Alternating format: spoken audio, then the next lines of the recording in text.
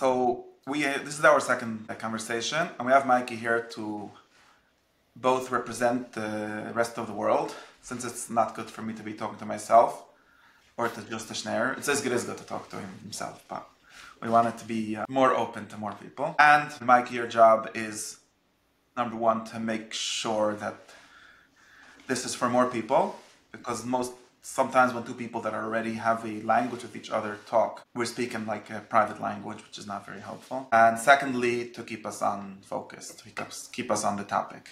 Maybe the word topic is not so good, but to keep us on a structure, because maybe we don't know yet what the topic is. Is that fine? Yeah. Very good. Okay, so what I wanted to start with is like this. So we had a conversation a month ago about, I guess, and there were some comments on them, and I'm interested in these comments not because anyone should read anonymous comments on the internet, but because I think that in some sense they present something very important and very basic to the project that Shnayor has and that I have. I think we'll find out. And that is something like this. I'm going to frame it like this. There are all kinds of people in the world, let's say my age or Shnayor's age, which is the same, I'm not even sure. You're a little older than me, maybe. But basically, I'll give you a generational title for this because it's important for the way I understand everything.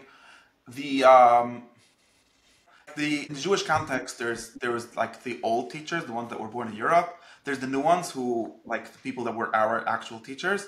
And then there's us.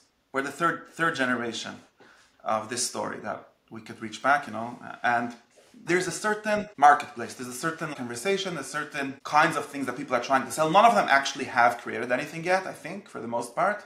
The people that have created things or that did something are the people in the generation, like people that were my teachers and yours, I assume. They already have, and they're sort of already all past over the hill. They already did something. And then there's this new generation of people who are trying to do things. In some sense, just doing what people have been doing forever, like trying to make sense of the world. And since we're Yidden, trying to make sense of Yiddishkeit and to teach it to ourselves, to our children, to our students, and applying it to problems, or to problems more like ways of being or ways of speaking or ways of living that people have in their generation or in their time. Now, there are a bunch of ways of doing this, and this is where it's interesting. There's like a list of new things, like very new things that are happening in this generation that haven't been happening before, right? Like, for example, or this is an important example. I was reading Art Green. Art Green has his weekly emails. If you were, I don't know if you're subscribed to it, but he writes email every week. And he sent an article this week about Israel and stuff. And one of the things he said was that Israel and the Jewish people in general is like in this very splintered situation, according to the newspapers at least. And there's only one thing that sort of works for everyone, or one part of Yiddishkeit that everyone has been buying, and it's Nachman of Breslev. And he said it's interesting, like all the way from Tel Aviv to Noarag Va'ot, they're saying Nana. This guy has something special. He's critical of it. He is a biographer of Reb Nachman, and he says, this is not the Reb Nachman I was speaking about in my biography and stuff. But this is something interesting, right? My parents' generation, no Nachman spoke to them. Like, what do you want from my life? Not in any of parts of them, right? Not the religious part, and nowadays it does something.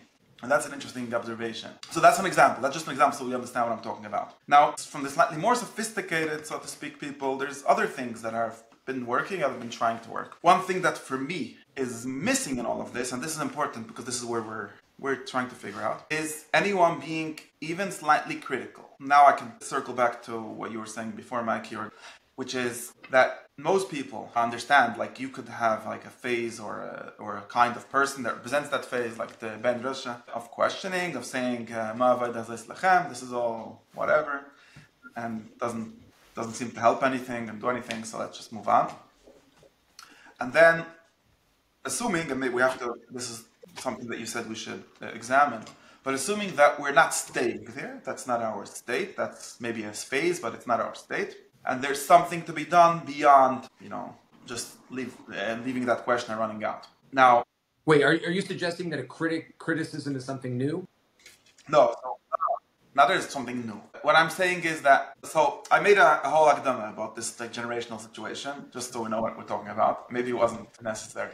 And then I said that there is now one way of framing the problem, let's say like this, one way of framing the problem or of understanding the problem is in every generation there are people that don't need teachers, or at least they pretend to not need any teachers. Which means something like, I don't know, like just like my grandfather was a Yid, like I'm a Yid too, and Shine, and there's nothing else going on. Now the only people that even in any sense need a teacher are the ones that say, no, my grandfather, either they say my grandfather wasn't a Yid, or wasn't a good enough Yid, or I can't be the kind of Yid that he was for whatever reason, and therefore I need an answer. Now this is shared to everyone, like from, I don't know, who is a like very frum teacher? Give me a name that people know. Cutler. No, Rabbi Cutler says that his grandfather was okay. He doesn't actually teach anything. Oh wait, okay. So He's the Ben Tam, like Okay. not even the Chacham, right? He's not a Chacham. He's a Ben Tam. Rav Hutner. Yeah, someone like Rav Hutner, and Rav Hutner is someone who has thousands of students who are doing this, hundreds at least. I don't know if thousands. I mean thousands of students, but I don't know thousands of students that are doing things. And they all, and Rav Hutner is a good example because he's someone that actually had these phases in his life and stuff, and they all figured out for whichever reason that they're going to sell an answer to the question. And they all, right, the important thing now is that they all have this question, right? All the Hutner Hasidim, at least up to this 1970s, they know all the questions that were up to them. They don't know the new ones, and because they're from the previous So generation. they all have a question. What are you saying exactly? They all have a specific All question. understand. They all are based on the idea that their grandfather's Yiddishkeit is not what they're doing, not going to work, for whichever reason. I think they're all very clear about the kind of people that come to his students when they're adults. All of them are like people that are frustrated with something they were given before, right? They're saying it doesn't work and we need something else. Now this is shared. Anyone that doesn't have that, like something like, I don't know, nothing is wrong, nothing to be done, is not relevant. But now so that we all agree, right?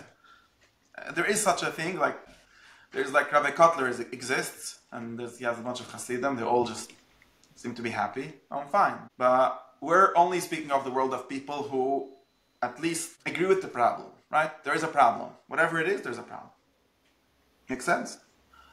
So you're saying there are some people who recognize a problem, perhaps a new problem, or at least a problem that hasn't been adequately answered, and they are seeking to answer it. Is that what you're saying? Yeah. I can understand. Yes.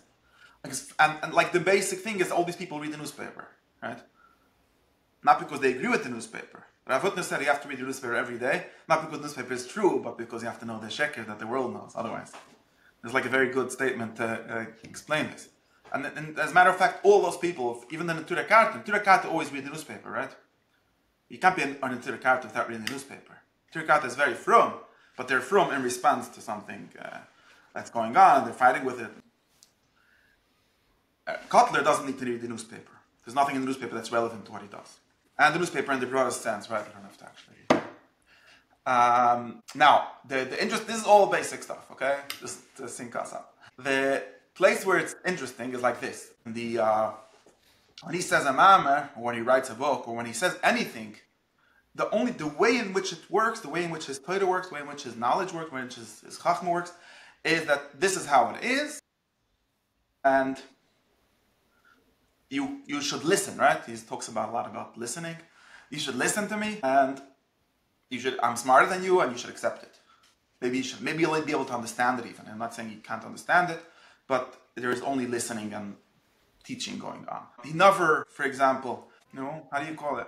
You understand what I'm getting at? Are you saying something that's not embracing criticism as part of its own system? Is that what you're getting at? I'm trying to follow. Yeah, there's never a question and answer period. And there's never any, he never exposes any doubt, right? He never says, well, this is something I don't know. Maybe I'll think about it. Maybe you tell me how to solve this problem. I think that's just like a simon for it. Like that shows that it's like this. But the more important thing that I think of is like, there's something I don't know how to call this movement. And this was how I read that comment that someone, one of those comments, said something like this. You people are nice. You seem to be from, you have a white shirt and a couple. And I feel like you're too cynical to be from. That's basically what that person was saying as far as I could read it. And I want to say, by the way, I was shocked by that because I didn't even see the problem. Like, I'm cynical. Right. I'm against people. What do you mean? I love people. I love the Jewish world, and I want to think about it. But like, it was so interesting to me that someone processed it as like negative and cynical. So I think Yitzchok, you could probably explain that better than me, because I was really just wondering maybe there was one comment or something, because I thought it was a great conversation. Yeah. What? It's always possible that there's one language. Maybe it was one thing, something like that, that hit someone the wrong way. I like him.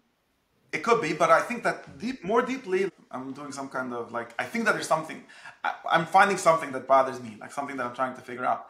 It's that this person is saying, I see what you're doing. You're saying something like this.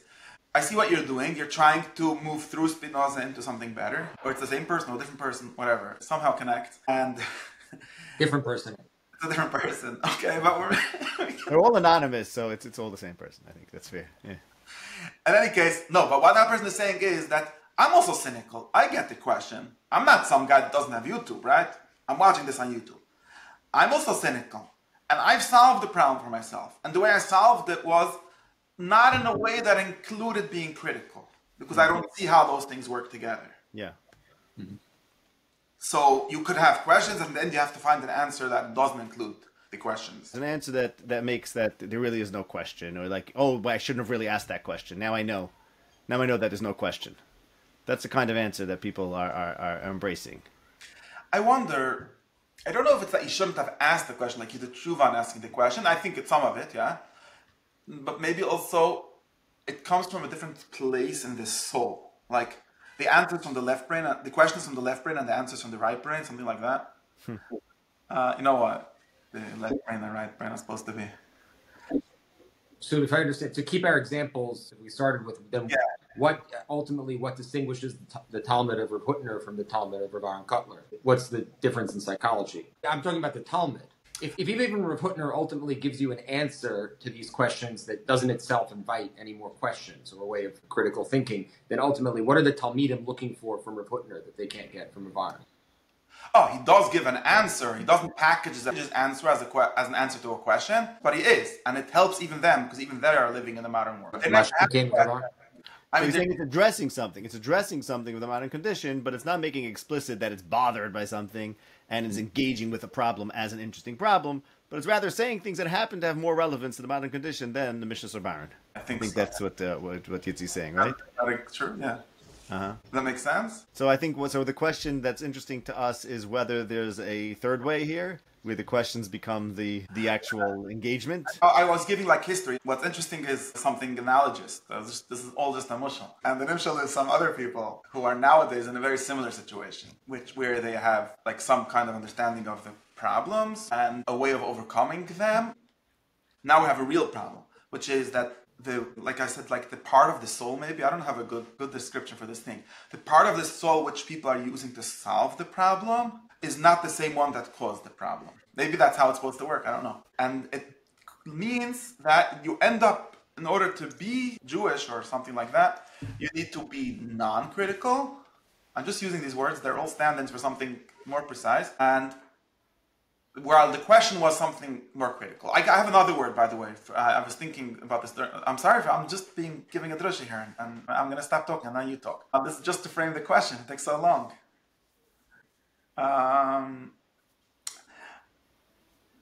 Something like, okay, let's leave it like this. That's what I think. That's what that Yid was trying to say, and that Yid was, and his job, his like role here was being a machzeh shiva.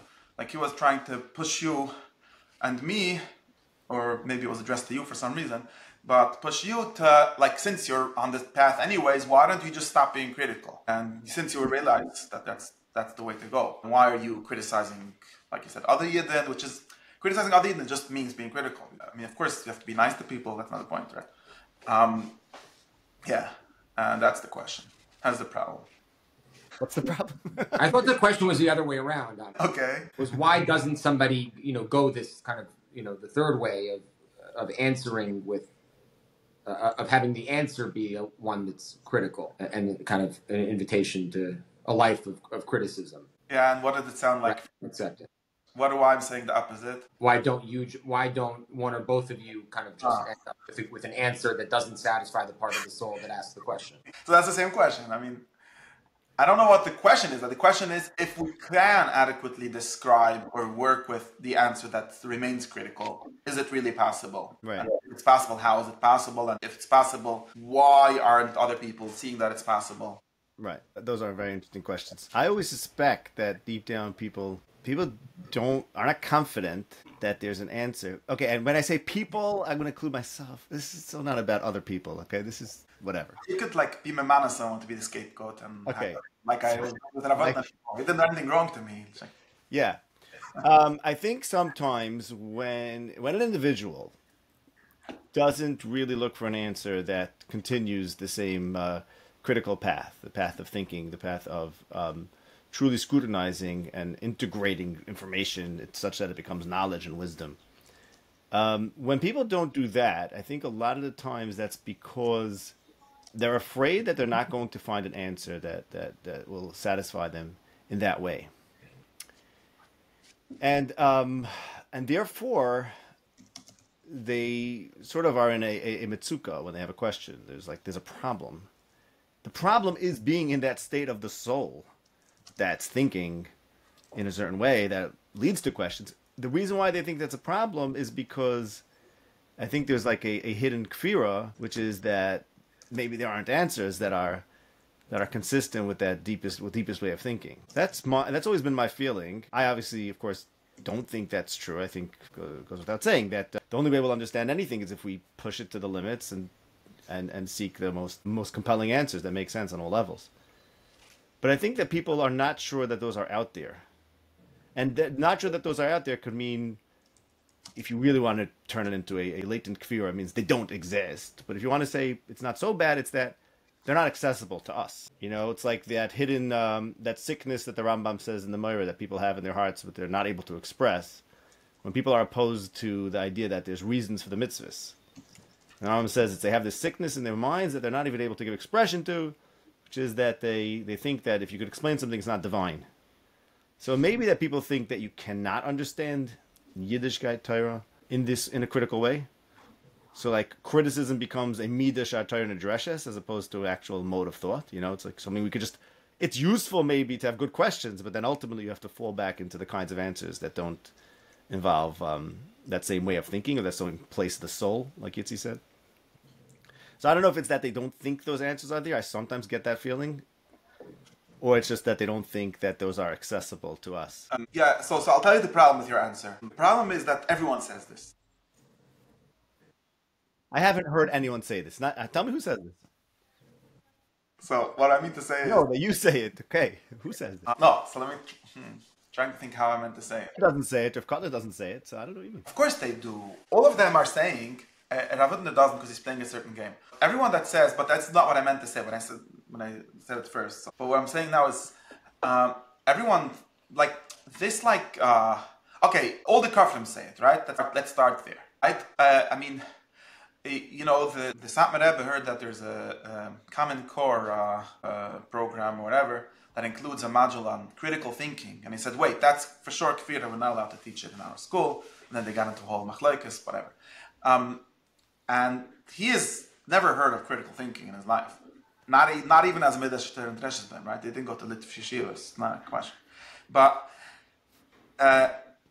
he understands that critical thinking means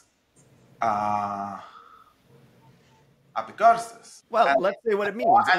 Yes, well, critical thinking means that if you don't have the answer, then you accept the question. Is that what you mean? He's not even asking the question, though. So I think we have to stay on topic. We're talking about people who are asking the question critically. We're asking this odd phenomenon of asking the question critically, but not delving into a critical answer or an answer from the same part of it. But let's think about that. Do people ask the questions critically? Because I think we have to think about that. I think this starts even deeper. Wait. Let me just try. Maybe I'm not getting anywhere from this. I said, why are the people, right? We're talking about the smart people. Okay, let's forget about the dumb people. No problem. Although dumb people are not really that dumb. Like, that's part of... They're just noticing intuitively problems that we're trying to solve. And if we'll solve them, then they'll start saying other things, right? Meaning this dumb people will learn from us. They're all learning from someone that what... When you say, so you can't solve the reason why people are not moving forward with criticism, and we have to define what that means, like you said. Maybe we don't know what it means yet. But just thinking of it like as a midda benefesh, like a part of the soul or attitude or some kind of space. The reason people aren't doing that, you say, is because they either explicitly or subconsciously think that there isn't a way.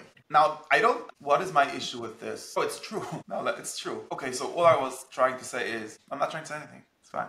That's true, but Can I you don't. ask the question? No, Ask the critical question. I'll tell you the problem. I'll tell you the problem. The problem I'm having is, I'll say it like this, and I was trying to go backwards. You need to explain how there is a way, or is there a way, right?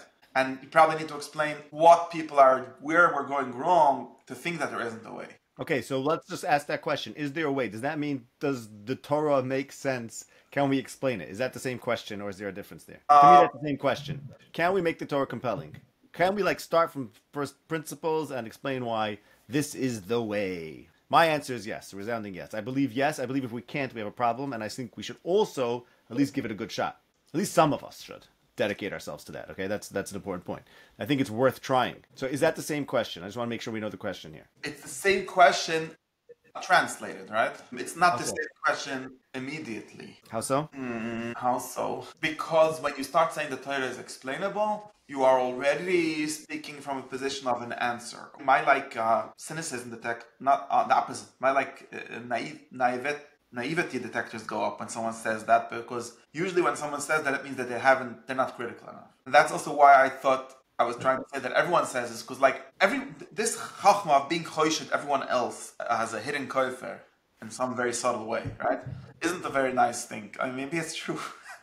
Wait, usually you're accused of being not nice. It's not fair. It would seem to me that the answer to this question very much depends on the answer to the question that Shnayor just brought up. If it is the case, actually, that the Torah is eminently, defensible, or more than defensible, grounded in the deepest philosophical thought, criticism, that there is a very good, strong answer that satisfies this part of the soul we're talking about. If that is the case, then it's a very peculiar phenomenon. This phenomenon we're discussing, people's, hesitance. They're just kind of a knee-jerk assumption that there is no such answer, right? That would be very striking.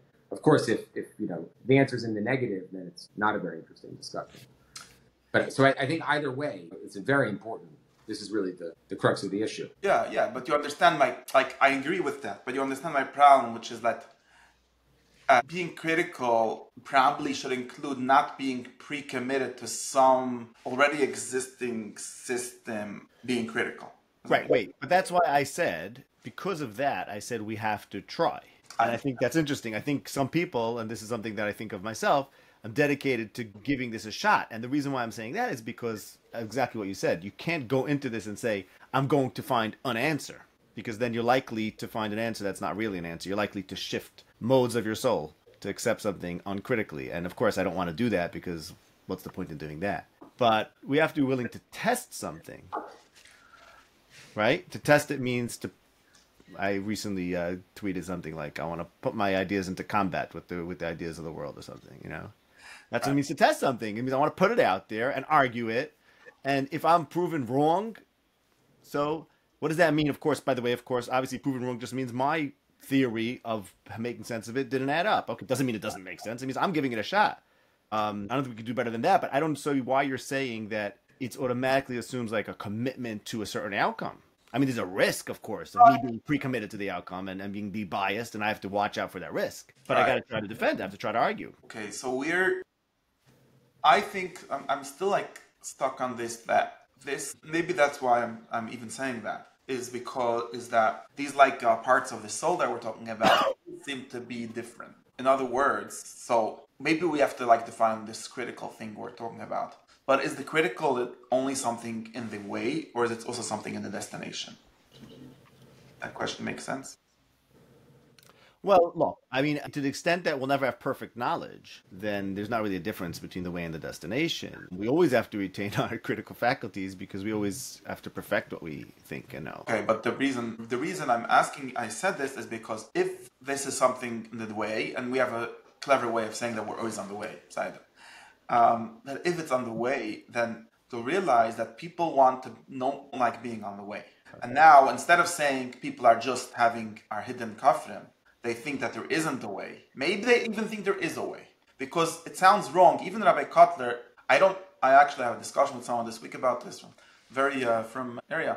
I don't think Rabbi Kotler would tell you. I think it's even the opposite sometimes. Sometimes I end up arguing with Rabbi Kotler and telling him that you were going around saying there's absolute proof for stuff like Kamet. You were just a guy that believes in whatever his father told him, and that's fine. Why can't you be like that? And in other words, that's why I'm not happy with accusing him. You're not being critical, but you're afraid that being critical will lead you off the derech.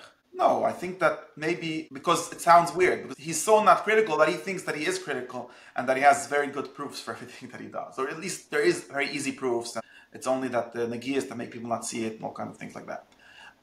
So what I think is maybe now we can say something better. We could say people don't like being critical as, in other words, is being critical of Avodas Hashem. And it seemed like it might be a way, like Yisro had to go and worship all the Avodah Zarahs to find out. But then he stopped because he was becoming Avodah Hashem. And now we already want to be of the Hashem. We don't want to be on the way all the time. Maybe some of the time, I don't know. And as long as your criticism is just a way of finding out what is the truth, it's not the truth itself, then we're still speaking of different modes of being in when we're learning Torah, which is like supposedly part of being in the truth, not of finding out what the truth is, which is still outside. And so, makes sense? So, Yeah.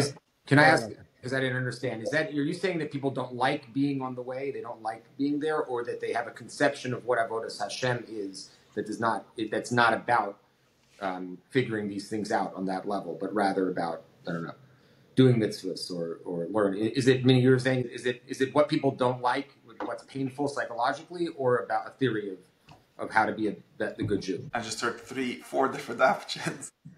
No, Avodas Hashem, too broadly, what being a good Jew is, and this is not it, or it's psychologically painful to be in the state of critical doubt and thinking and reconstruction. I think it's the, I don't remember what you said first, but it's the theory of what being a good person or good Jew or Avodas Hashem is, yeah. You could always psychologize everything, but I don't like doing that. I have 2 points here. First of all, obviously, even someone who's seeking better understanding, deeper understanding, like I try to do, there are things that I consider myself to know, and I am experiencing them as certainties and working with them, living with them, experiencing life with them in a way that I call Avodas Hashem bivados, like without. So I don't see that, like, I'm not defining Avodas Hashem as the search. I don't see that for myself. I think we could always further refine our understanding and get a better understanding of Avodas Hashem, but I don't. So maybe me and Yitzi are talking about 2 different things. And the other point I want to raise, this is interesting. I think maybe Yitzi was getting this before. I'm not sure. Maybe there's a solution here, which is that we should read the newspaper, meaning to say, we know everything, of course, because we're good Jews, and good Jews know the truth. And I mean this uncynically. I'm saying that maybe this is a mahalach. But we're always being critical because we're always engaging with the other ideas, the ones that are wrong, and we always want to show why they're wrong. So we're doing polemics, but we're doing it in a good way, which essentially, good polemics is the same thing as being self-critical, right? So maybe this is like a third path there. You see where I'm going? No, can you explain? I don't understand. I'm saying like this. You're a good Jew, right? As you said, you want to be a good Jew. A good Jew knows things. A good Jew doesn't. Avodas Hashem is not Suffolk. Suffolk is Gematria Amalek or something like that, whatever. And Avodas Hashem is to know things, right? Okay, so I know everything. But Nebuch, I look at the newspaper and lots of people don't know things. So if I ask myself, well, what is it that they don't know? What is it about what I know that they're not knowing? And how is it that they're not knowing it? Then I am engaging in the same thing, which would be if I would turn that lens onto myself and say maybe what I don't know isn't true. It's the same question. The same thing, right? Right. Just framing it assigning truth value to different things, but ultimately it's the same mental. It's the same mental exercise of comparing this knowledge X Hashem is, and we have to do mitzvahs, to this other claim, which of course I know to be untrue. So I'm saying maybe it's an interesting thing to think about, like polemics, which I feel like used to be more of a thing by like Gedolim. This is something I wonder what the history is. Like it used to be like Chachamim would engage in this kind of stuff more. You have to find someone to fight with, and maybe finding someone to fight with, I'm gonna risk being called a bad guy who likes to fight. Yeah, maybe it's interesting. Maybe you got to find the bad guy to be like, okay, we're fighting with the Karoyim, or we're fighting with the Haskalah, or whatever, the Reform. So, like, who are we fighting with now? We got to find some people to fight with. And that's a way to advance our own knowledge without not being good Jews who know the truth. Right. So, number one, I'm not happy with this whole mahalach. Because this is all you're getting out of the problem. Like, you're making it a kimta, and not solving my problem. No. Why? How am I not solving the problem? Explain. First, let me just say I think your second point is a very good point, though, about the polemics. And we could ask the same question, like you said, why did polemics, even apologetics, right? Which is like not a nice word, but apologetics is something that used to be like a respectable thing, both in Judaism and in other religions. There used to be like this conversation going on, and it's become less respectable recently. And I think probably one of the reasons it became less respectable is basically goes down to the same question. It sort of turns back into the same question that we've had. Because if you ask the Lakewood people why they don't do apologetics, they say, well, look what happens to the people that do apologetics. What happens to them? Almost half of them turn out to be become. No, but it wasn't like this historically. Very good, very good. Because you think you're just reading the Picard's list to answer. Turns out that's Mashpianu and... Right, that's my argument in reverse. Exactly. I'm not saying everyone should do it. No, I mean this. I'm not saying everyone should do it, but I mean to say, back in the day, people were doing it. Some people were doing it well. So maybe it's process. I mean, I guess the default hypothesis for explaining this would be that apologetics died the same day that people stopped being critical and being good at the same time. So what is that about? When did that happen? Why did that happen? Well, we can do like thousands of historical theories when it happened, but first, the basic thought would be that for the people don't know apologetics because they think they don't have good answers, and they think that there aren't good answers to be found. Or we could go back to, then we could say the same thing about Mike. We could try to have a different theory for the same thing. I'm just saying that second point of apologetics. We're talking about the same thing here, but essentially the answer would be to apologetics. Then the answer to that would be something like that. Yeah, and that's exactly what we're not doing for the same reasons. No, but there's no, because there are specific reasons that we were pointing out earlier that people might not want to be turning the lens onto their own beliefs and criticizing their own beliefs. So I'm giving a solution for that one at least. But it's like you explained yourself, it's really a bad solution. Well, no. I didn't see this is a secret that it's essentially the same thing. People don't realize it. No, I mean that in a serious way. That a person could be fighting with the whatever Christian or Kaifer or whoever he's fighting with, the atheist, and he's doing Avodas Hashem, but he might be doing it in the same way. So here we're getting back to the same question. So this is just a way of I don't know. So since it's more or less the same thing, although it might solve some kind of problem. I'm not sure which problem it solves. I have a very old, cynical pshat, and whenever it says in Chazal, Amri Mesoilam, it means the Chacham had a question and they decided to write that a guy asked the question because they can't say it themselves. Right. Let's go. Satan and Mesoilam go together. So. What? Yeah. Satan and Mesoilam, and who has Satan, who Yetzahara. So there we go. It's in the person. You have to call a guy to ask certain questions. There should be a question guy. Yeah, asking for a friend. No, it's like an asking for a friend, No, okay, so maybe it solves something. I don't say nothing. It doesn't solve anything, but I'm sort of having a bigger problem, right? Which is that it's still imagine your ideal tzaddik, right? Reb Chaim Kanievsky, he's like a Yochanan. He doesn't walk down the Amos Belita, okay, and obviously, Rav Hirsch, or whoever it is who's doing good apologetics, is walking down Amos B'li Torah. He's forgetting Shavisi because you could say it depends how we define Torah. No, I think, okay. It's not, even he is happier when he's sitting in shul and he doesn't have to do this, right? And that seems to be... No, I think we have to think about mission over here. I think people have to think about what's our mission, and do people have a mission to teach the world the truth? And I think Rav Hirsch did to a bigger extent than other Gedalim. And that's like a mitzvah. That's not like, but I have to do it. It's like, no, you really think that's a mitzvah. But the mitzvah is to do something, like the Chassidim would say, to go into, or the Shabsayim, to go into the klipa and save it. Well, why is it different? I don't know, because here's the thing. Why is it different? Can you really argue that it's different than Talmud Torah, than teaching Torah? In what sense is it going into the klipa when I teach why the atheist is wrong, or if I sit with my chavrusa or my Talmud and I have a Gemara and we're both learning Pshat and Rambam, No, number one, the answer. So you went to Litvish yeshivas and you don't know that the Arizal says that every kasha is from the klippas, and the ideal learning wouldn't have any kashas. The fact we have kashas only because we were far from God, and therefore we don't understand the Gemara. If we would be like a real tzaddik, actually, Chaim Kanievsky didn't have any kashas. Do you know that? Because he was a real tzaddik. He was like the Medicine Lefnei Achet. He didn't have questions and answer them. And there are some people that actually that's their goal in learning Torah. They would say, okay, since you're not at that level, so you're going to have kashas and terutzim. But the ideal level wouldn't be like that. Of course, it's a bigger clip of the atheist, but it's really just the same kind of problem, yeah.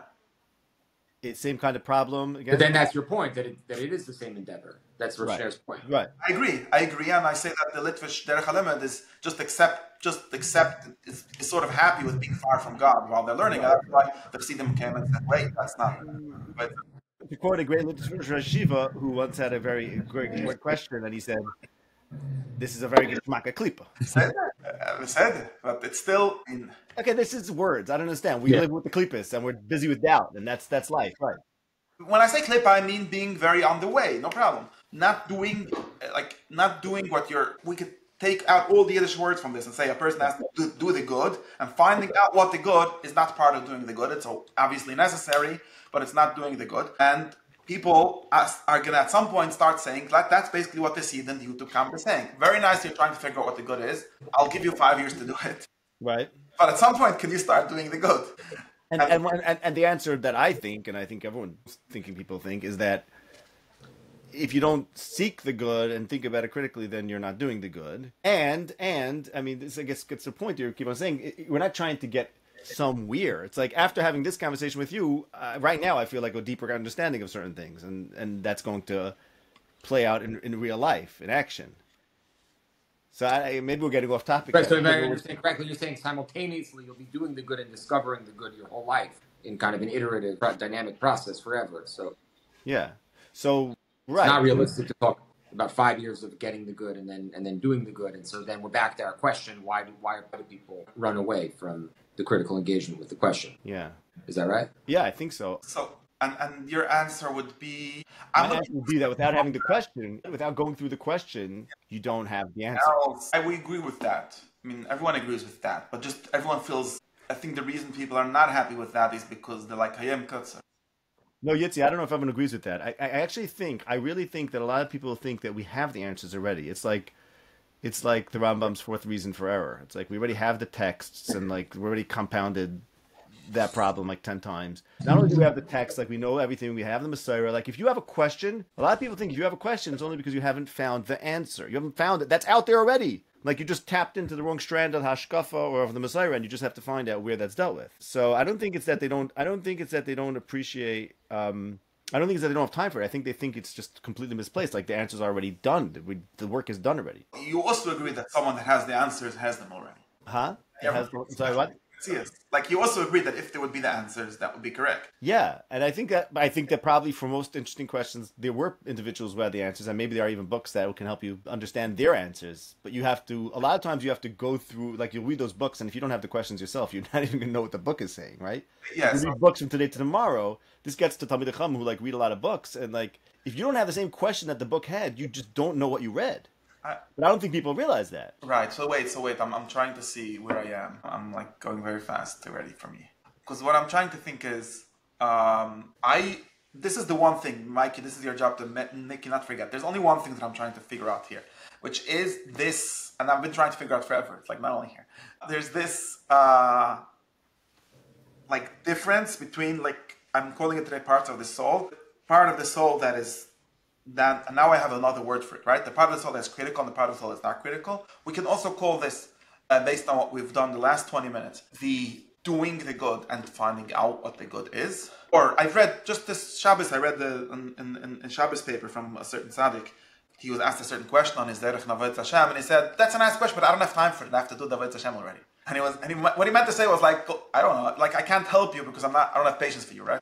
Obviously, maybe he had a period we did have the question, but the point is, like, it's very much expressing this problem. And this is, right, if my interpretation, and I think you started with different interpretation, or you're still going with different interpretation, but if my interpretation is correct, that the real issue with Hakir, right, with having critical, being part of it, is there's all these small issues. I agree. There's all these small issues that people are dumb and they can't, and that people think they already have the answer. These are smaller issues. I'm having an even bigger issue, which is that even more fundamentally, even if everyone would agree that they don't have the answer. Well, if you don't have the answer, the imam is stuck. But we have a little of the answer, like you said. I don't know. There's something. I sort of think that the bigger issue is this: that like sitting down and trying to find out, is there a God? Which is, I don't know how someone would do that, but whatever, is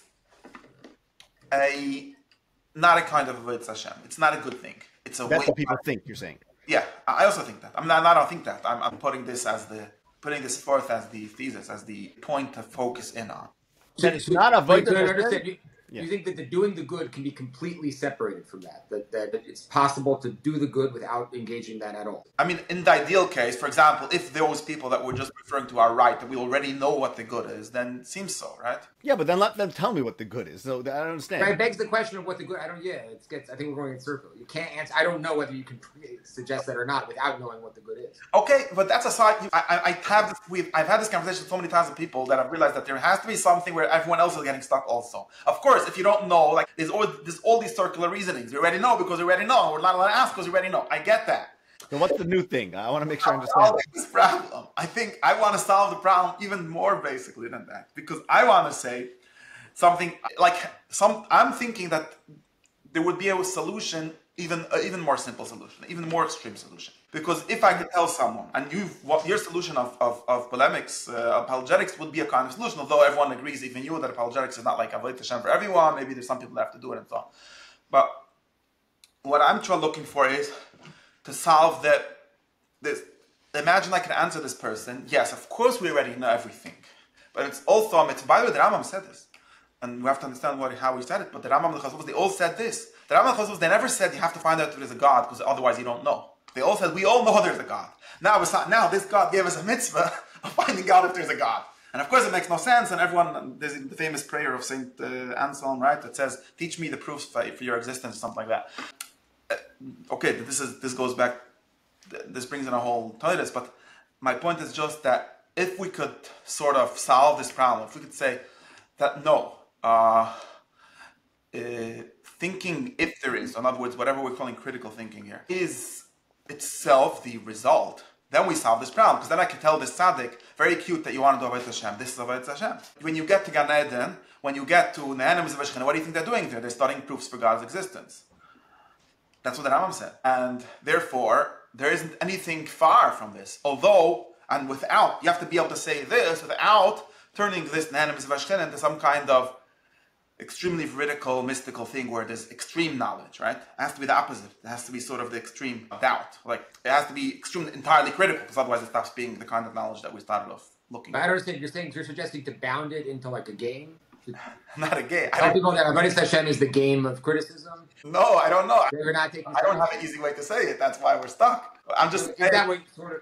I'm trying to understand. That would be a solution. No, I'm just saying that if we would be able to say, I don't know if we're able to say it. We should find out if we're able to say it. But if we would be able to say that criticism is not an outside thing, it's an inside thing, it's the end thing, it's not the means thing, then not the way thing, then we would able to do very firm criticism. Or another, then we would do like the Rashab had to argue with his brother, what's the difference between Chassidus and Chakira? And he said that he doesn't know the difference, but when you do Chassidus, you put on your gartel, and when you do Chakira, you take off your gartel, right? But if we would be able to believe, and maybe the whole difference is that the Hasidim believe that they're doing a mitzvah and the Chakrim don't. They're not sure. I don't know what the difference is. But maybe if we could say that, then we'll be able to do it with a gartel, and then we would solve the whole problem, right? And then probably it would be noticeable that it's that way. And of course, we would be accused by the atheists that we're not being critical. So we have to solve that problem, of course. Yeah. Why would we be? So why don't we do it? Be accused by the atheist? What do you mean? If the essence of Avodas Hashem is the search for the truth, as wherever it takes us, then let's just do that. Of course, but we're saying something paradoxical, right? That's the problem. Like we're saying, what does that mean? That's you just defined it. There's Wait, but I think people would find this interesting and appealing to explore. So what meaning? You're suggesting this? The Rambam successfully did this. I actually think that the Rambam, not only the Rambam, the entire Socratic tradition sort of has this idea working for it, which means every philosopher from Socrates all the way until Francis Bacon or someone like that worked in some kind of framework that allowed this to happen. And sort of since that, it stopped being able to work for all kinds of reasons. But that's like a historical history of thought thesis that I don't know if that's true. Do you think it exists anywhere today outside of, let's say, maybe this discussion? Does it exist today in the Torah world? No, of course not. It doesn't even exist in anywhere. I mean, it sort of doesn't exist. There isn't anyone that believes, anywhere. I think there's a basic problem. There's a fundamental paradox in it. I'm just said something that makes no sense. Like, I don't think I said a way. Why doesn't it make perfect sense? The same with the introduction to the Moreh Nevuchim. It doesn't, because I read No, I mean, is the free thinker free to think that there's no God? That's the question, isn't that's the question? right, and if not, The then free thinker who's serving God by thinking freely and pursuing where reason takes us and how far we can get with human understanding, okay? So is he a theist or an atheist? Does it not matter? Regardless, is he serving God? the problem here. There's a problem with that, right? There's basically No, but I thought you were. I didn't solve the problem. I just gave the No, requirements. but hold on. Why don't the two parts of the soul solve this paradox? If we believe in these two parts of the soul, the paradox is fine, right? The doing good part of the soul is doing good, and then the other part of the soul speculates. I'm not sure. It's there. It's a kli that's meant. Wait, so you're saying Hashem is the part of the soul that's doing good? Is that what you're saying, Mikey? Yeah. And then there's this other part that God created in the soul that lets you do just like the goof. Service. There's more of a tension than the tension between the soul and the body. It's two parts of the soul, the doubting part. Oh, but I want to claim that that's what I was saying. This would be I don't know. I didn't up until now I didn't say any solutions. I just sketched out a proposal which I think would, if it would be able to work, and we have to figure out how it could work, would be a real solution. Because it wouldn't be an akimta. It would actually solve the problem all the way in the end, all the way at its base. Is it possible to have such a solution? Again, I have this very far or fuzzy understanding of a history of a tradition that sort of solved this, that seems to be working this way, and it's very obvious. There's a very clear cut in the tradition that seems to make this stop working, and there's all kinds of theories for what is that. But I sort of do think that this would be, and of course, the cynical theory is that people just became smarter and realized that it doesn't work. I don't like that chat, but it's a pshat. So I guess the question is, let's say if you're defining serving Hashem as free inquiry, but going back to that point, what if the person who's engaged in that, so you are saying that person is serving Hashem, no matter what he believes, I guess, because that's the premise here. Someone from outside that does believe would say that he's serving Hashem? No, you're saying that person is serving Hashem. That's what it means to serve Hashem. That's what you're suggesting. Yeah, but it doesn't make sense. I'm not suggesting. No. Maybe it does, because does he have to know? Does he have to have the concept of Hashem? That's my question. Maybe he is. Maybe someone from the outside would be saying you're serving Hashem, even though he doesn't know who Hashem is. Yeah, and maybe you don't have to know who Hashem is either. I don't know. Could you say? But you just have this theory. You're just like the Rambam, like the introduction to Nebuchim. That our premise, the fact is our premise is that the Torah is true, that Hashem is true. We're working from that perspective. We may also not know what Hashem means. We may be searching for that. How can we work from that perspective if we don't know what it means? That's itself a problem, right? Why? Everyone does that. No one knows what Hashem means. Most people are happily admit that they don't know what Hashem means, and yet they think they're serving Hashem. So they're serving. I still, it's not clear to me completely what the problem is. So you have a Emunah Pshuta, so that Emunah Pshuta makes you're a committed Jew, and that's it. And then you come and tell me that Avodas Hashem means to engage in inquiry and speculation. So I do that. What is? I'm not sure. That's a new mitzvah. The new mitzvah dropped. What's the problem? No. I'm supporting Mike's question. That essentially, why can it be that a person is serving Hashem? He has a vague notion of what that is, and maybe he's going to have a completely contradictory notions even at different times in his life. What that means, right? One day he'll think Hashem is a goof. The next day he'll think he's the furthest thing from there. Whatever, and fine. But nonetheless, he is a committed Jew, which is to say, he's committed to the book. He knows the book is true. He's working on understanding the meaning of the book. And he might reach an understanding that even at that point, he can't even explain one word in the book. But nonetheless, he still stands by that belief that it's true. So I'm trying to understand. What I feel like you're doing, and maybe you're doing something better, but what matches with me is something like cutting. I have a problem, which is that I want the not being over the Hashem to be avoid Hashem. Like, this is why it's a paradox, right? Because I don't want, because if there's something called thinking critically, then it doesn't mean I'm a now Elohi that's thinking critically, because then you're not thinking critically. So therefore, I want to be a goy that thinks critically and saying that that's an Elohi that thinks critically, right? And that's just self-contradictory. What you people are offering is different ways of cutting up the problem, right? Saying this belongs to that part and this belongs to this part and there's not a problem. So we could color it up in all kinds of ways. We could sort of put the Yiddishkeit in a lower place and say something like, this might be a practical answer that sometimes people say, something, first let's daven mincha, then we'll decide if God exists. Because mincha you have to do, you're a Yid, like, be real. You're a Yid and we daven mincha. I think that's a great answer. Tell me what's the problem with that. I think that's good. Sir, it's a practical. It's a practical answer, but then No, it's much more than that. It's saying that I'm committed to this, even though even though it might not make any sense to me, and even though I might actually show in the way I think it completely doesn't fit into anything. Nonetheless, I'm committed to it because I still maintain the belief that it means something, even if I can't or never will know what. you just now did it the opposite way. I feel like there's two opposite ways of doing it, and both of them I'm not happy with, because I want the davening mincha or to be the same kind of thing. That's where I start, right? Didn't we start with the problem saying that people are asking questions with one part of the soul and answering them with another one? Now you're saying there's a third part of the soul that is asking the questions actually, not the one that you thought it was, but still, we're still having the same problem that the answer doesn't come from the same place as the question. Why? No, I thought we're saying that they're going to ask the question and answer it from the same place. Wait, if I understand. Hey, go ahead, Mike. Is it that just I understand what you're saying? Is it you're saying that the person that we're positing who's asking the question is genuinely asking the question? We started with that in the discussion, imagining someone genuinely asking the question, and now we're saying that someone's asking the question as part of Avodas Hashem. Is that okay? I'm not No, sure. but it's part of Avodas Hashem to genuinely ask the question. Yeah, well, it has to be genuine, but it can't be part of Avodas Hashem. That's a paradox. Why not? But the Avodas Hashem could be the mincha. So you're putting Avodas Hashem in somewhere else, like you said, Mikey, like you bounded the question. And that's some kind of a game. Maybe it's some kind of a serious game because of the way in which we're bounding it. I don't know, but it's still somewhere else. I'm not an Avodas Hashem in the same sense as I'm asking the question, right? The one that's asking the question is a guy, and the one that's being Avodas Hashem is a different part of the soul. You could make it a lower part of the soul. You can make it a higher part of the soul. That's what I was. Right? We could say that maybe you have you could make it something in between, like a fuzzy assumption. I mean, I don't know. We could figure out all kinds of ways of making it different parts, but none of them make me happy, because I feel like, I mean, I guess it could make me happy if I would have a very if I would have a lot of certainty about these parts of the soul existing independently of this problem. And then maybe it would be like, okay, since there's anyways these parts, so that's how it's supposed to be. But now we're just using it as like a kludge. Like, okay, we had problems, we made up more parts of the soul.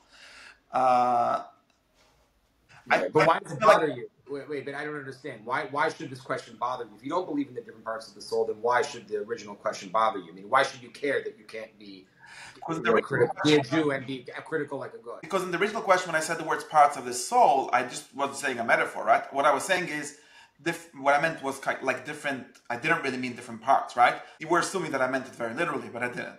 What I meant was something like different ways of living, right? There's this way of living which is being tmei, which is a way in like a perspective on life, or a relation to authority. I don't know. It's a relation to something.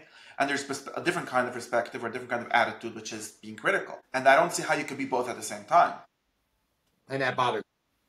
Yeah, because it bothers because the good was identified with the non-critical one, right? And you're still doing that. If you would say that both of them are equally good, then you could solve it maybe. Or there are different kinds of good, or there are different phases. But again, all these things, since the good is one thing, and it's ultimately going to be not the critical one, then we're stuck. Again, why are we stuck? I mean, the critical one is always enriching the non-critical one, so it's deepening the understanding of the non-critical one. So why are we looking at it as It sounds like playing games. What does that even mean? I think we're just not making progress here. So, could I ask you a different question? Yeah, sure. No, I'm not. I guess I'm not understanding the real problem here. That's all. Okay, I'll tell you. Meaning, to me, this is like all of life is like this. You have certain things that you work with, and you're working with them. And you're also at the same time deepening them, whether they're values or notions about reality. You walk around life with values. People value money, people value pleasure. That's a conjecture, it's a theory. You're going to change through life, you're going to change how you think about that, and you're going to test it against experience.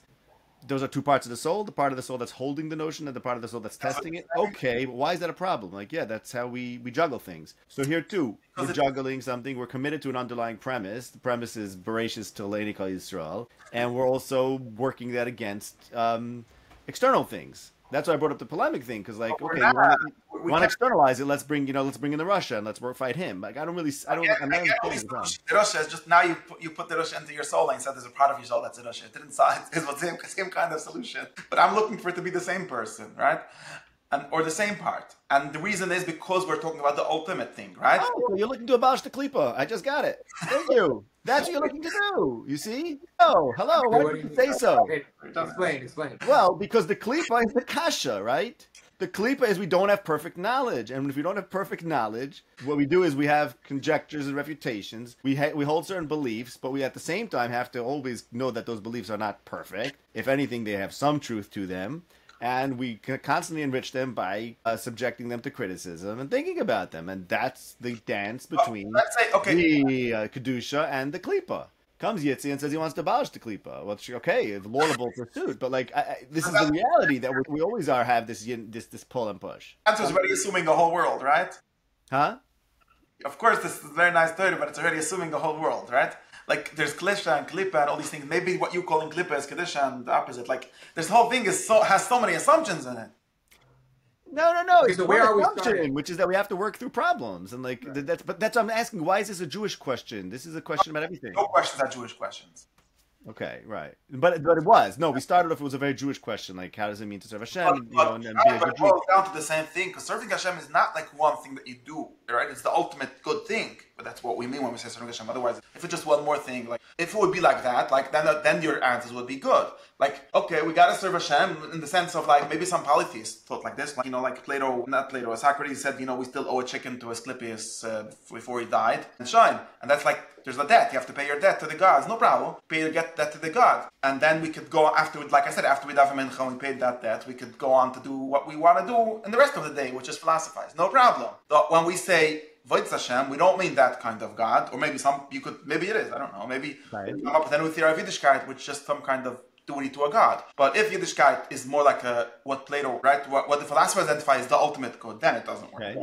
Why not? Why not? It's the ultimate good, but we always have to. We are only pursuing it and getting closer to it. The ultimate good is only good. The only thing you should be doing. What is the ultimate good? But we're always getting on. But there's the klipa, which is to say, we don't know what ultimate good is. You have to decide if you know what it is or not. I don't know what it is. Hold on. What is the problem with saying that mincha is like? Just to be clear, what's the problem with saying that mincha is like paying a debt? There's no problem. It's a reasonable theory of davening mincha. I think the problem is a more general problem. Like, there's a problem with, not a problem, like the assumption here is that when I say the word Avodas Hashem, I don't mean that. Let's just say it. When I say the word Hashem, I don't mean in the sense of there's a debt to a God. Like you have your chayav chatos, you have to bring a chatos, tushkulim, whatever. No problem. That's not a problem. Right, no, but I think the more bigger question is whether the way you described earlier Hashem might be the speculation, and right, philosophy is that paying a debt in the way you described it. No, it can't be. Because that's finding out what debts are even, and should we pay debts, and all the questions that go with that. But again, let's say, you could construct a system. You're already giving me like an answer, but the answer only works after. You could construct a system in which, let's say, this is what Shnayor, I think Rav Shnayor likes to do, and it's nice. I think many Jews have been doing things like this always. You could say something like this, like, since we have this problem, we could construct a new pshat in Yiddishkeit, which is what every Yid ever been doing, and we could say, look, there's a bunch of Yiddishkeit avoid, a bunch of mitzvahs, there's Tariag mitzvahs, and we could like construct a whole system which is self-consistent somehow, which is like some mitzvahs you just got to do, like paying a debt. And why? I don't know. And then there's even bigger mitzvahs called speculation. And by the way, it could be that when you speculate, you put it from davening mincha, because Oisik Amasim Merkava is put it from davening mincha. But there's like pretty halachas in the organization of a life. And sure. But then. No, but again, but I understand if we say Avodas Hashem is doing the ultimate good, and at the same time we are constantly looking for what is the ultimate good. How does that not solve the problem? To me, that sums it up. And you don't know, because looking for the ultimate good and doing the ultimate good are two different things. Right. So we're never perfectly Avdei Hashem, but we have a notion. We have one underlying notion. This is the core underlying notion of Judaism, which is that there is such a thing as the ultimate good. No, seriously. That's I think the theory, and that's why I don't see. Now you're another solution. I feel like there's a whole bunch of solutions. One is the compartmentalization solution, and which I don't like. And other kinds of solutions would be solutions like understanding how inquiry works. That's the kind of solution that I would like. You don't like. It seems to me like you just don't like duality, and like you're trying. That's why I'm going back to like you want to banish the klipa. I think it seems to me all philosophy is about not liking duality. Like we're trying. I don't like, again, let's say, okay, so we have to like finish at some point, so I'm gonna like try to make this the question. Wait, wouldn't finishing be a contradiction to this whole premise? The measure of thought is the life. Okay. But I think it has to be limited. 90 minutes is way too much. So let's try to be less than 90 minutes. It's up to 114 over here. What I think is, let me explain you what, because this whole like conversation is me trying to get a question across. That you're not the first person that I tried to make understand that there's a problem. I don't know. So maybe we'll get somewhere. Okay? Imagine that you're dying today, okay? And we actually have a book about this called, there's a few books, but one of them called The Firo, which is about a guy dying today. And he knows that he's dying because there's a guy bringing the drug to kill him. Now, what do you do in the last day? Okay? If a day is too long, you could say the last hour. Now, this is just a test for people to like do, like people always say like what you think on your deathbed is what you really want to do. That's, by the way, clash. Like I've read a philosopher saying, oh, so we're taking like very dumb and scared people as our criteria. Okay, but anyways, senile, scared people, who cares what they say? But assuming that you're not senile and you're not dumb and you're really like, but there's like time. Like we're always think where there's time, right? I have time also to daven, also to be a yid, also to be a philosopher. We're only 45 or whatever old we are. We still have 50 years to go. I can do both, right? But let's say there isn't time to do both. There's only one thing you're going to do, right? As far as I know, most Yidden say Shema Yisrael and Nishmas and all kinds of things like that. And basically they try, I think this is my understanding of it, this is how I think for myself, they're trying to do the things that are, at least for them, the closest to the truth itself, to the good itself, right? Because maybe there's like a theory, the last thing you do in your life is what can, I don't know, but it's not only because of that, because you only have a few minutes left, so you're going to do what you're really, I've never read any tzaddik, even the Rambam on his deathbed, to like, he knows something, now is the time for the greatest mitzvah of all. Rabbi, so let's get together a group and figure out if there's a God. It's a big mitzvah, right? Chakira. Das le'avicha. Nobody's done. I think Rambam does advocate that explicitly. Wait. Look where you're going. There's even like a whole tradition of people making Mesiras Meidah because they were afraid of having doubt. And I know, and that I was thinking about this recently. This sort of shows how weak most people's emuna is, right? Right. So because I was thinking about it because a big part of it. I'm just saying this is a side note to make things interesting. Because we're running out of time, so let's. But say that I didn't understand that. Because people, one of the fears, one of the like phobias that Yidden had was that they're going to adopt Christianity at the last moment. And it basically because if you grow up in a Christian society where all the billboards are selling Jesus as saving you, you might as well maybe liazik, man. And actually that thought is right. It wasn't disproven by this Mesiras Meidah. This is my problem, right? You said, could you prove me, like, you've heard all these promises of salvation. Does it hurt? According to Jews, that hurts. I don't think the Jews have a good theory why it would hurt, by the way. Like, why? But anyways, so really what you should be doing in the last moment is figuring out, should we adopt Jesus or not, right? Instead, you're busy doing the thing that is right. Now, and I can't find myself, this is what I'm looking for. What I'm looking for in this question is the theory, it's not the theory, you have to teach it to me, right? You have to convince me of it. Convince me that the best thing for me to do on my deathbed is to do what Socrates did and sit there and go, is there an afterlife? And Socrates talks with someone and told him, don't try me, don't give me hopes. We're philosophers. We're trying to find out. And when the guy gives him an argument for the immortality of the soul, he said, no, this is not a good argument. What are you, fooling me because I'm almost going to die? This is very serious, right? And how do you explain this? How do you make this real? How do you make, So you want that to be Avodas Hashem, is what you're saying? I think this is like a condition for really believing that it's Avodas Hashem. But it seems to me like you're just assuming something you want, or you have this desire that this should be Avodas Hashem, and you're trying to find a theory to make that work. Is that what you're saying? Well, no, because I thought you were going to try to zone in and make us understand what's the problem with this not being Avodas Hashem. I don't think it is Avodas Hashem. I don't have a need for that. I think Avodas Hashem is doing the good. Okay, so I think this is what the goal, the solution, as I see it, answering this Yitzchok problem, which is that you're going in the wrong direction, would require a kind of derech Avodas Hashem, a kind of theory of life, philosophy, a kind of Yiddishkeit that claims that probably what you should be doing on your deathbed is finding out if there's a God or if there's a soul, whatever it means. No, absolutely not. Avodas Hashem is to pursue the good, and we do good to various degrees. And we'll do the greatest good by thinking about it, and therefore it's a means. It's merely a means that, unfortunately, we have to engage in because we're not perfect. We'll never be perfect, so we'll always have to engage in a means of sharpening our good. And the more we engage in it, the more we're going to do good, the more we're going to make this world an amazing place, and our soul is immortal. Very good, but on your deathbed, you're going to do that because that's the best thing to do, right? And yes, I'm going to give some tzedakah. Maybe you have to give tzedakah, but that's a small thing, right? You have to do the best thing, right? You have to be that biggest chos to come to Gan Eden. Now, what's the biggest chos? I'm going to write another shtickle Torah. No, not because the pursuit of knowledge itself is the good, because that's the most effective in terms of changing the world. Okay, but wait, when you're dying, you're for sure not going to have time to apply this knowledge, right? But other people will. Other people will. Who cares about me? So again, on by Yom Kippur on Ne'ilah, what you do is learn Moreh Nevuchim, right? Yes, but what does that have to do with anything? But, Yeah, you got me. Yes. But wait, to clarify, I don't think either of you think the Moreh Nevuchim is about, as we've made clear multiple times, about proving or engaging in the answers. It's about refining our hasagas with Hashem, right? the problem with Moreh Nevuchim, but you have to do something more radical. Okay, but I don't. I feel like you're. Yeah, right. Okay, I get it. I didn't miss that point, but yeah, I don't learn Chelik Beza more. Okay. So he's right. Moreh Nevuchim is not really a philosophical book, right? As the Rambam says. I didn't realize that this was based. I mean, yeah, Moreh Nevuchim. I'm also when I said because most people think it's a philosophical book, but it's really not. So you have to do something more radical than that, right? You should probably be reading the political theological treatise, which is also not a philosophical book; it's a political book. So okay, I don't know. No, you could sit with the Moreh Nevuchim, and then like inside the Moreh Nevuchim, you have like Kreskas's critique of Aristotle or something. That's when you're really doing what you're describing. Something, if that's the question, I don't know. Wherever I you don't do that. No, but I don't do that. you're having, whatever the problem is that you're having, if it's that No, problem. but it seems like the problem that you're having is that you want the pursuit of knowledge to be the greatest good. But that's just something that you want. You haven't told us why you want that. The greatest good because it's a means, and therefore it's not a thing that we should promote because we should try to. I mean, you could promote it. In other words, I feel like we're. Why shouldn't we promote means? I don't understand. Why not? Why? No, we should because you have to because you're somewhat destructive because you have to convince people that they don't know yet and they do know yet. Even you say that you do know yet. So let's take the first answer you said before, which is that we know some things and we don't know other things, or you could say it different ways. We know it in some ways, but not other ways.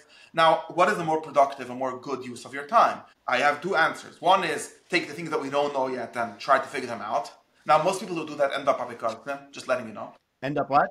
Ding apikarsim. Now, okay, that goes back to your theory. But and other people who do what they do is the constructive project, right? They take the things that they do and they do them or they refine them, things like that. These are two options, right? And they're two different ways. They're different ways of thought, different ways of being, different ways of conversation. And now you have, since the difference between you and Rav Hutner is that you're doing the second thing and he's doing the first thing, you have to justify why. Because Rav Hutner basically, I mean, let's assume, I don't know, or someone like him basically says, look, there's a bunch of doubts, of course, but I sort of know more or less a few things that work, and let's work on that, and that's enough for 90 years. Right, so my answer to that is always that if you can discover something new or solve one of those doubts satisfactorily, then you're having that much more effect in terms of doing the good. So that's why I don't see it as qualitatively a fundamentally different project. I just think it's much more effective. It's like if someone could make money the old way or could discover new ways to make money, likely that the second person is doing something much more interesting and much more impactful for increasing the good of the world. So that's why I'm not seeing the whole dichotomy here in the same sharpness as you are, because I'm seeing it all in the service of the good. And yes, I believe. Yeah, because I feel like for some reason all the time you're already working within an answer. I don't know why, but that's just like the vibe that I get. Okay. And I see your answer. I'm not saying it's a bad answer, but like. You already sort of know. You could say, I know it fuzzily, or you could say there's two mitzvahs. There's a mitzvah of minna and a mitzvah of yediyah, and on Monday we do this mitzvah, on Tuesday we do that mitzvah. Now you're justifying why we should spend more time on that mitzvah because it has bigger impact and all that. Okay. But we don't even know that there's such a thing as mitzvahs, right? Like in this, at least from the perspective of the second mitzvah that you're telling me to do, right? And of course, people are complicated, so we have all the perspectives going on. Okay, that's a different problem. I'm trying to really solve the original problem. Or maybe I'm crazy. Maybe it's not solvable. But I think that if it's not solvable, then your critics on YouTube are right. Because I'm not creating more good by looking for new things. Because you didn't answer this person and say, I think it's a better use of my time to criticize people. You tried to prove why criticizing is better than not criticizing. And it turns out you don't really think it's better. You think it might be your comparative advantage or something, or something like that. It becomes a much smaller claim. Maybe that's actually the answer to that person. Maybe you should tell them. Yeah. Let's make an attempt. Of course, I agree with you. And actually, most people shouldn't be doing criticism. But my task in life, I was told by Liana. If you think that is the correct answer, the reason why I wouldn't answer on that level is because of what I was saying in the beginning, that there's also an underlying thing that people are skeptical of the whole critical project and don't realize that is important. So I think that's the level that the person was having problems on, this hypothetical person. I think if he's listening, he has no idea that this has nothing. I'm sure this has nothing to do with his intention. Okay, I just want to say that. No. I'm sure he meant something very important. I just don't think that we're probably misunderstanding him in many different ways. Maybe no, that's all. But no. But here's the thing: I'm saying is that yes, I do believe it's about. I don't think there's a fundamental dichotomy between the two pursuits. I think that this is just more interesting because it's more creative. For me and for other people, it would be destructive. But I don't think that's where the question was coming from. I think the question usually comes from the people don't even recognize that this kind of thinking is interesting and valuable for anyone. So yeah, I think that sums up. I have a machlokas with that. I think that there is a fundamental dichotomy, and that I think that also that there's a solution. The same thing that you say that other people are despair or miyush from finding basic critical understandings. I think that you're miyush from finding a critical answer to this basic paradox. I don't have the problem. No, I don't have the problem. You didn't convince me. You didn't convince. No, I tried. Okay, well, I don't see a problem. but I think there's and I think that if there would be a good answer to that. In other words, if I could show you why what you should be doing by Ne'ilah is thinking if there's a God, and without it stopping to be Ne'ilah, right? Somehow. And we could also actually make progress on things. And then, since it's like, for me, a bigger problem, then all the smaller problems of like, is there a way to make progress in a critical way? Or do we have to throw it out, like it says in Lakdama? Then we would be able to do that also. So that's my idea. Right, but it doesn't have to be the solution. My way might also be a solution for the problem. It might be, but not. Yeah. No. But if our objective is to encourage a critical seeking, we don't necessarily have to make that into a decision par excellence. We could just make it an important aspect. Yeah, true. So if there's like, preliminarily at this stage, I'm like signing on to your, how do you call it? Your like voting slate that says we should do more criticism, but for different reasons. And I think that what is your problem to solve? No, Yitzi's reason is that is a decision. That's what he's trying to do. He's trying to make it one. Well, yeah, but or another way of saying it is that you would say something like, it's a mitzvah to do apologetics, and apologetics has to be serious, so therefore it has to be this. And I would say we don't know anything, so we have to start there. And I think that if I could figure out what it means to not know anything, and of course that doesn't make sense, there's problems with that, then we could, then we might be able to make progress. Okay. I think this last thing was a summary. I have clarity now about the two ways of looking at it. No, okay, Mikey, does it make any sense? I mean, we didn't even get to the content of it. Unless it was the one that you said was it the idea that you ultimately said might be paradoxical, or it's something else that we didn't? It's paradoxical, my plan. The paradoxical plan, yeah. You could vote whose shit you're on. All right. I think we should let the commenters decide. Yeah, right. We'll see. Great. Okay. Okay. Take care. Thank you. Thank you.